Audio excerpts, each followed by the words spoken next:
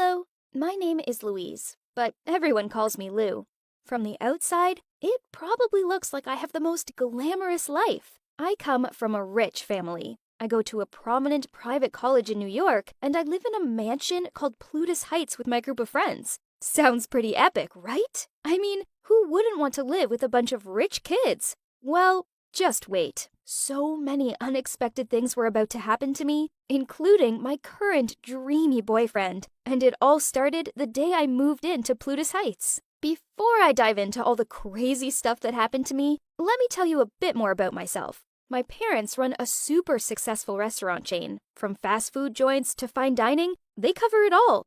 Because of this, I've always been interested in the food industry, so that's why I chose to study economics and food industry management. However, there was just one small problem. I was still living at home with my parents, and I have a 5-year-old little brother, so it was pretty distracting.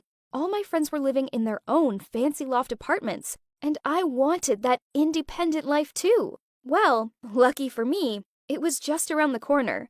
One day, my dad invited a business friend he'd met earlier that year over for dinner. He was big in the tech world, and my dad loved these kinds of networking dinners. This guy brought his family, and that's when I met Aaliyah. She was the same age as me, and we had so much in common. In fact, she even studied at the same college as me. The best part was that when my dad mentioned that he was looking for a place for me to start living independently, Aaliyah suddenly said, "Lou, oh my God, you should totally move into the mansion I live in."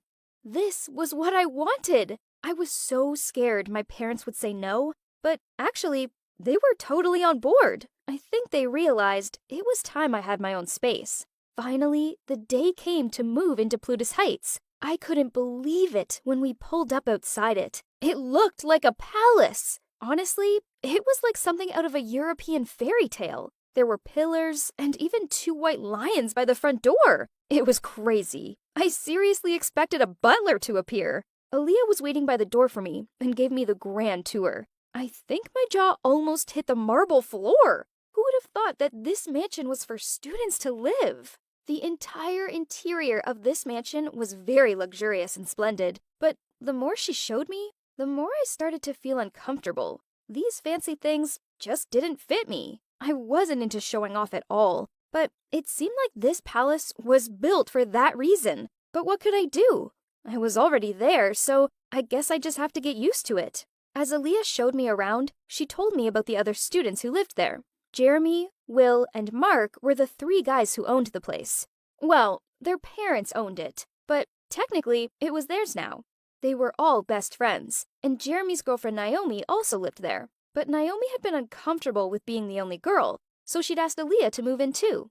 Aaliyah's family weren't exactly over the moon about her living with 3 boys and a couple, so they felt much better now knowing that I was going to be living there too.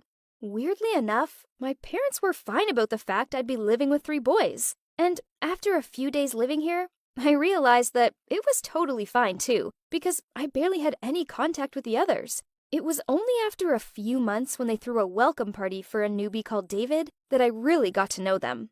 David was Mark's cousin and had just enrolled at our college, majoring in business management. Aaliyah told me that David was quite an extravagant person and came from a seriously rich family. So he thought the first must-do thing was throwing a welcome party for him. I almost laughed. He must be very famous, or really desired to be famous. But to be honest, I'd have hated flashy parties anyway. The party was held on the lawn of the mansion, and Aaliyah had warned me to dress accordingly. And when Aaliyah saw me wearing jeans and a blouse, she immediately dragged me to her room and lent me the most flashy dress I've ever seen. I felt so ridiculous in it. Yes, I was born into the US elite, but it just wasn't my style to wear fancy clothes and show off like this.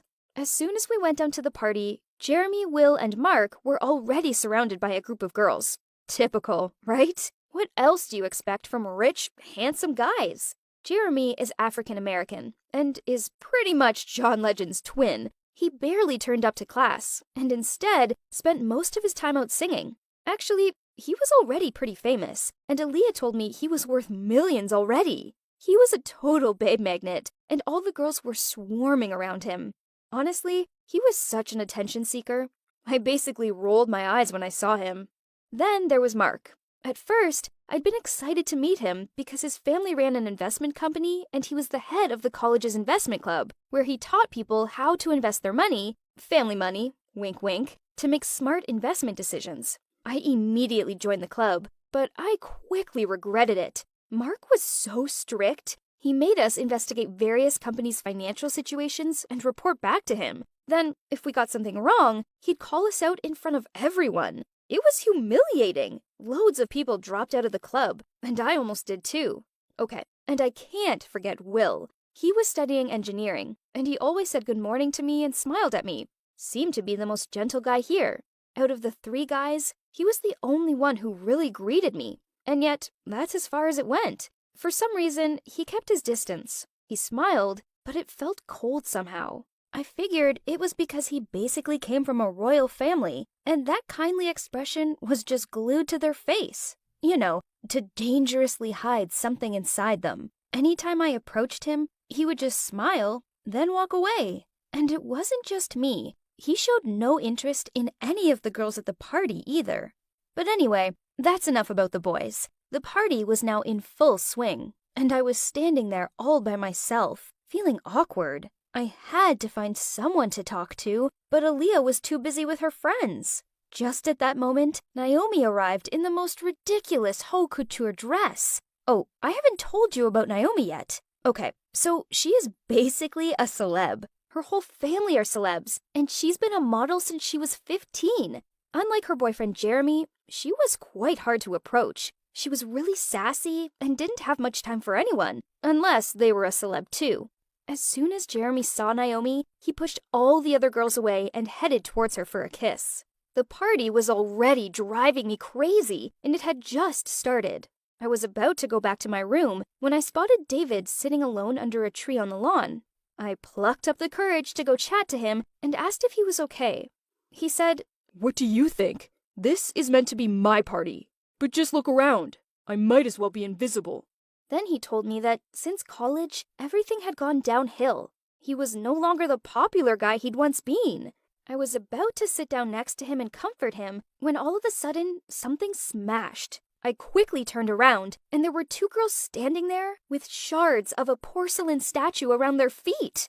The whole party had gone silent, and everyone was just staring in shock. One of the girls came right up to David and yelled out, "You think it's okay to just dump my friend by text and then move right on to the next girl?" David just grinned and said, "She just couldn't satisfy me anymore."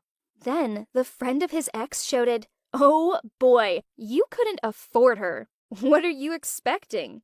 At that, David went bright red and shouted, "There's nothing I can't afford." I guessed that the girl's comment hurt David's pride because he looked so hurt and angry and started rushing towards her, so I quickly jumped in between them to hold him back. Suddenly, David grabbed my hand and said, "At least I'm with a more mature girl now. Someone who actually deserves me."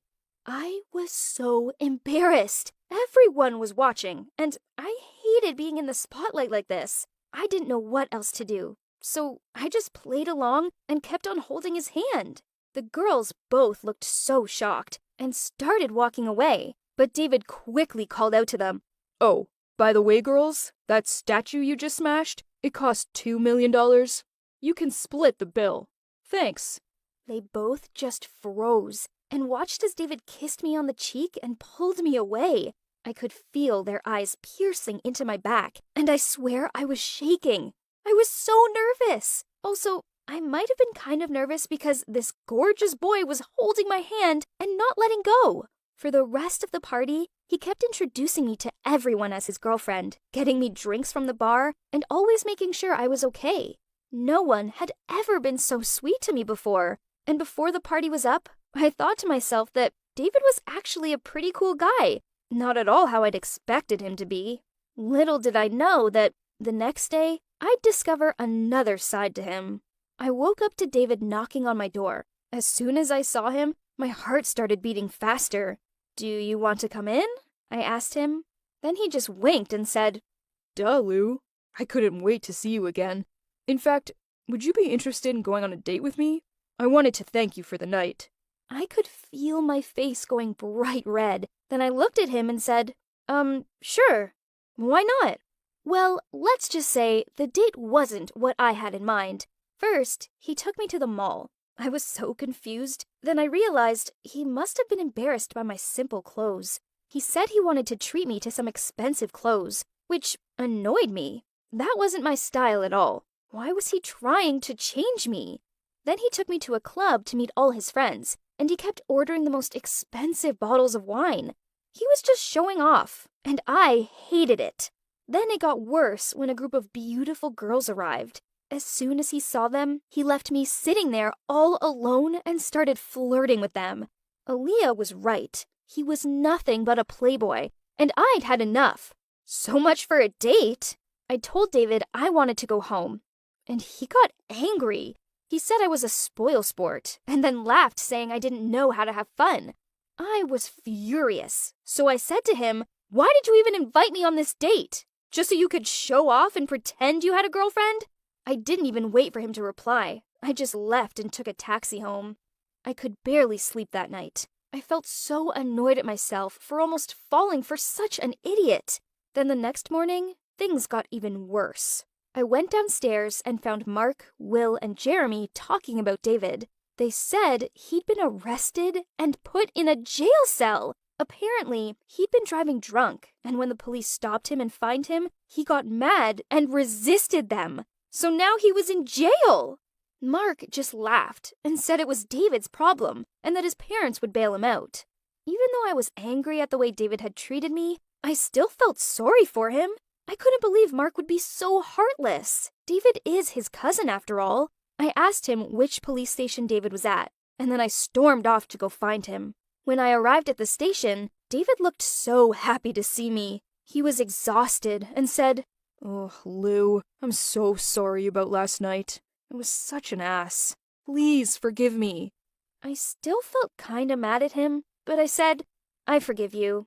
Come on, let's get you home." He kept thanking me, saying how I was the only one who cared enough about him to come bail him out. He said, "When I throw a party, all my friends come. When I open expensive wine, all the girls want to be my friend. But when I land up in jail, you're the only one sweet enough to come help me." I told him that was how friends were supposed to act, and he kept smiling at me. And then something crazy happened. Right outside the police station, David turned to me and said, "Listen, Lou, I like you. I know I just pretended you were my girlfriend, but I couldn't stop thinking about you in the cell last night. I was wondering, will you be my girlfriend? For real?" I was shocked. I hadn't expected this at all. I mean, what was I supposed to say? I was speechless. If you want to know how I responded, stay tuned for the next episode. Which of my housemates will I end up spending the rest of my life with? Only time will tell.